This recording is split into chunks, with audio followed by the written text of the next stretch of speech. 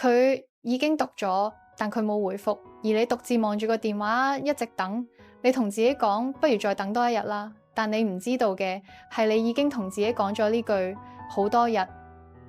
張敬軒最新嘅作品，佢冇揀轟轟烈烈嘅控訴，亦冇揀故作灑脫嘅祝福，佢揀咗一個聽落好理性嘅動作，喺日曆上面畫一條線，然後同自己講，去到呢日就要放手。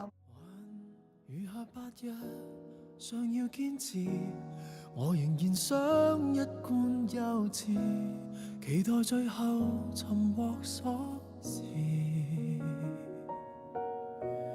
還餘下5日，想要堅持，厚顏無比的瘋子，到臨期限我才支持。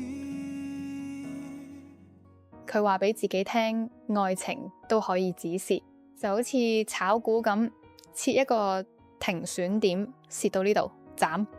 聽落好成熟，好理性，但你同我都知，感情呢樣嘢係冇得咁計嘅。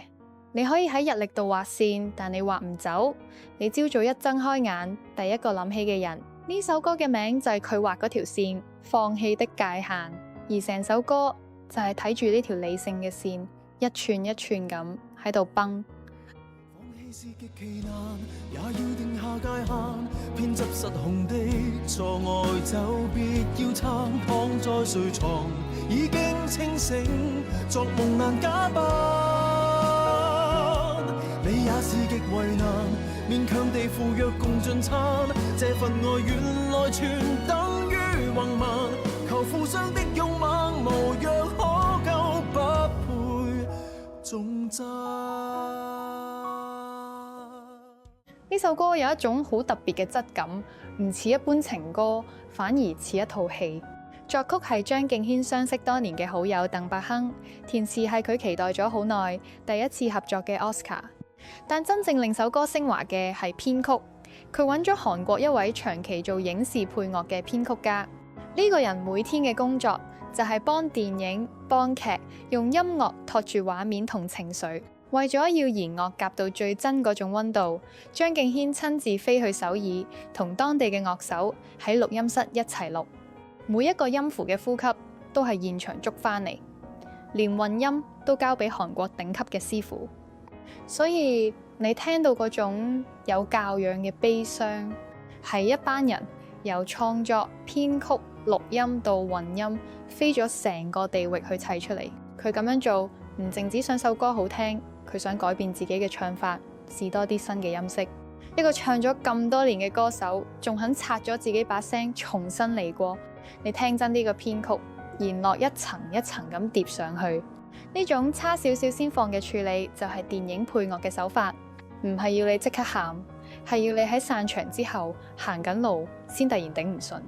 而張敬軒喺呢首歌亦刻意改咗唱法，喺低音區徘徊，唱到成個人搖搖欲墜。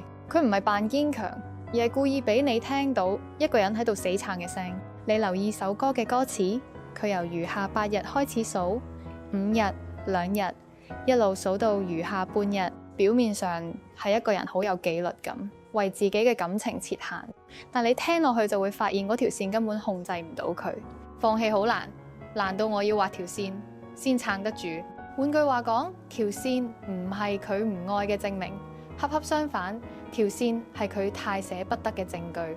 唔捨得嘅人先至需要一個死線。你有冇留意成首歌用嘅字其實唔係情歌嘅字，係炒股嘅字，界限、停損、付賬單，佢成個人好似喺度計一盤蝕緊嘅數，勇往直前，卻蠢到撞雪山。佢自己都知前面係一座雪山，行落去係會死嘅，但佢照行。點解會咁？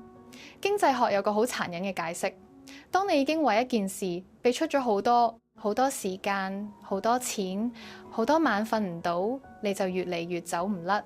唔係因為前面有希望，而係因為你已經蝕咗咁多，蝕到唔捨得離場。於是你一路加注，一路撞埋去，你越蝕就越唔肯放。呢個就係首歌最痛嘅吊詭，令你走唔甩嗰樣嘢，唔係佢對你有幾好，係你對佢有幾唔捨得。你有冇試過一個訊息已讀但冇覆，然後你會做一件好卑微嘅事，你會幫佢諗理由，你會幫嗰個沉默加上一句意思，佢連一句正式嘅分手都討唔到，於是佢唯有自己同自己講，唔覆都算係一種答覆啦。佢連被拒絕嘅資格都要自己頒俾自己。佢明明清醒，但係扮瞓。佢明明知道唔會有下一句，但係仲揸住個電話。而最令人放唔低嘅，唔係一個乾脆嘅唔得，係嗰種有時覆，有時唔覆。今日已讀，聽日又突然回你一個字。心理學做過一個好出名嘅實驗，如果每次撳個掣都有嘢食，隻老鼠好快就唔覺得新奇。但係如果係有時有，有時冇，佢反而會癲咁撳唔停。賭場就係靠呢個原理，唔穩定嘅獎賞先至最上癮。已讀不回，最殘忍嗰度就係佢唔穩定，佢俾你嘅唔係絕望，係一個又一個或者今次會覆嘅可能。於是你戒唔到，你上緊癮嘅唔係嗰個人，係嗰個輸入中隨時會出現嘅幻覺。呢首歌令我諗起一本繪本，呢本書叫《我等待》，法國作家 David Kelly 嘅作品。成本書基本上得返一句說話，不停咁重複我等待，但係最勁嗰樣嘢係嗰條紅線，由第一頁到最後一頁有一條紅色嘅毛線一路穿住過去，冇斷過。一開始佢係一個細路，佢等長大，等聖誕，等大人講句你做得好好，佢繼續等一個人講我願意，等一個 BB 出世，等愛人放工。中間有段日子世界亂咗，佢要等一個走咗去好遠嘅人，等佢平安，等佢返嚟。佢等過好開心嘅嘢，又等過好驚嘅嘢。佢等過一個道歉，等過一次和好，但係就算等唔到，條線都冇斷，佢照樣穿去下一頁。故事冇同你講等待係好事，亦都冇話等待係浪費。佢只係俾你睇，原來由細到大，由愛一個人到失去一個人，我哋做得最多嘅一件事就係等。而繪者 Serge Blog 故意畫到好簡單，得幾條線，一個火柴人咁嘅角色，冇華麗嘅背景，冇搶戲嘅色彩，因為佢知道等待呢樣嘢本身就係好靜、好慢、好悶。你等一個人嘅時候，個世界就係咁，乜都靜止，得返你同一條越揸越實嘅線。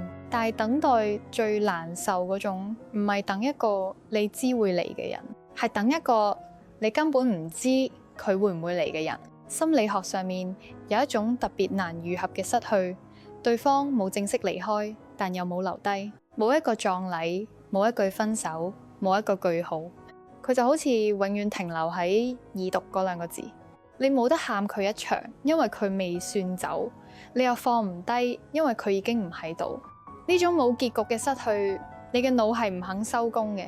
一件做咗一半嘅事，永遠比一件做完嘅事更加纏住你。你返到屋企關咗燈，個腦仲喺度重播嗰句我係咪唔應該講？佢已讀嗰陣係咪喺度諗緊嘢？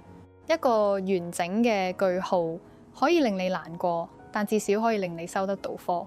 而一個省略號會令你喺度無限咁自己同自己補完嗰句冇人講出口嘅說話，所以你先會不停刷新，不停等。唔係因為你蠢，係因為你嗰個故事冇人肯幫你畫上句號，你唯有自己揸住支筆喺度等一個永遠唔會嚟嘅句號。我哋翻去頭先首歌嗰條線，首歌入面嗰個人以為佢畫嗰條紅線係一條停選線，但係我等待呢本書俾咗另一個版本。佢話嗰條紅線唔係一條死線，佢係一條由你出世等到你老，穿過你每一場愛，每一次失去都冇斷過嘅線。書嘅最後嗰個等咗一世人嘅人老了，你以為條紅線終於會喺度斷，但係佢冇，佢被交到一雙細細嘅手度，一個新嘅細路接住又開始等。換句話講，呢本書由頭到尾冇解決過等待呢件事，佢冇俾你一個唔使再等嘅結局，佢只係話你知等待唔係一個要你跨過去嘅難關，佢係人一世人都會做嘅事。而嗰個道理啱啱好拆穿咗首歌嗰條線，你以為你喺度倒數一段感情嘅死期，其實你揸住嘅唔係一條停選線，係一條證明你認真愛過嘅一世人都唔會斷嘅紅線。講到控制呢件事， 2000年前有一個人睇得比我哋通透，佢叫愛比克泰德，斯多葛主義哲學家。佢一出世就係個奴隸，瞓邊食乜去邊，成個人生都唔係佢話事。一個乜都控制唔到嘅人，反而諗通咗一樣嘢，簡單到一句講得晒，分清楚咩係你控制到，咩係你控制唔到。你控制到你嘅選擇，你嘅態度，你點樣對自己。但係另一個人會唔會愛你，會唔會覆你，會唔會翻嚟，由頭到尾都唔喺你隻手裏面。首歌入面嗰個人最痛嘅位就喺度，佢想用一條界限，一個倒數去逼一樣佢根本逼唔到嘅嘢，就係另一個人嘅沉默。你係逼唔出一個回覆嘅，你越想控制你就越痛。佢畫嗰條線由第一日就注定守唔住，因為條線話係一個唔屬於佢管嘅地方。但係愛比克泰德冇叫你冷血，冇叫你唔好愛。佢講過一句嘢，2000年之後聽仲係好戚。佢話唔好講我失去咗佢，要講我還翻俾佢。你愛過嘅人由頭到尾都唔係你嘅財產，佢好似一件借翻嚟嘅嘢。你揸住嘅每一日其實已經係賺咗，到要還嘅時候你係還翻，唔係俾人搶走。而呢個啱啱好就係嗰條紅線嘅意思。書入面嗰條線最後冇消失，佢被交去下一個細路手度，唔係失去，係傳落去。你以為你喺度輸掉一段關係，其實你只係把一樣本來就唔屬於你嘅嘢慢慢還翻。咁樣諗唔係要你唔痛，還翻一樣你好中意嘅嘢，梗係痛。但係還翻同被搶走係好唔同。被搶走你會恨，會唔甘心，會覺得個世界對你唔住。但你心入面知道呢段時間你係真係擁有過，冇人可以攞走你曾經揸實嗰條線嗰種認真。所以首歌嗰條放棄的界限由頭到尾都係一個偽命題。真正嘅放棄係唔需要界限嘅。你唔會為一個唔在乎嘅人喺日曆度畫線倒數，會畫線，會倒數，會停損嘅，全部都係唔捨得。你切嗰條線唔係為咗離開佢，係為咗喺離開之前同自己講，我俾過機會，我盡過力，我唔係話走就走嗰種人。條線係你對自己一個溫柔嘅交代。我哋成日以為堅強嘅人先識得為感情設限，你唔會為一杯飲咗一半又唔想飲嘅嘢鄭重其事咁定一個死線。你會咁做係因為呢一杯你太捨不得。咁最後佢有冇跨過條線？首歌俾咗一個好誠實亦都好唔浪漫嘅答案。佢冇話我放低咗，佢話嘅係總會習慣。呢句唔係結局，係延長賽。佢冇跨過條線，佢只係企喺條線前面，企到力氣用晒。而呢個可能先係最真嘅放下嘅樣，唔係一刀切，係喺界限前面徘徊，徘徊到有一日你自己都攰到唔想再數。如果你而家都揸住一部唔肯覆你嘅電話，我唔會同你講你已經好好啦，亦都唔會叫你聽日就 delete 咗佢，因為我知呢啲說話對一個仲喺度等嘅人係冇用嘅。你依家最唔想聽嘅就係人哋叫你放低啦，佢唔值得啦，你會揾到更好。呢啲說話冇錯，但係太快，佢跳過咗你依家真正喺度經歷緊嗰樣嘢，就係捨不得，就係明知冇結果，但係都想再守多陣。你唔使今晚就跨過條線，你可以喺條線前面再企多陣，你可以再等，再唔捨得，再蠢多一次。呢啲唔係你嘅軟弱，呢啲係你曾經咁認真愛過一個人嘅痕跡。我哋成日以為成長就係學識一刀切，學識瀟灑轉身，但係可能唔係，可能成長係容許自己喺條線前面慢慢徘徊，徘徊到有一日唔係你狠心行開，係你真係攰到唔想再數落去。到嗰日你會發現，原來你唔使親手劃走佢，時間會幫你慢慢鬆開你揸得太緊嗰隻手。你冇失去佢，你只係慢慢還翻一樣本來就唔屬於你嘅嘢。條線終於冇跨過都唔緊要，嗰條紅線唔會消失，佢會靜靜咁穿去你下一場唔使咁用力嘅愛度。放棄是極其難，也要定下界限，終於跨過境界線就散，是與願違也不清醒，這就叫死。我這樣煩，再拼命為你付賬單，這份愛原來全等於橫蠻，寧願花光勇氣承受失去，總會習慣。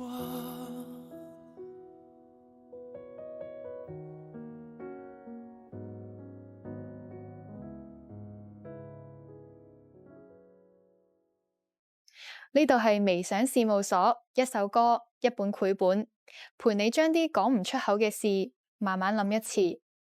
希望你喜歡，我哋下一次再見。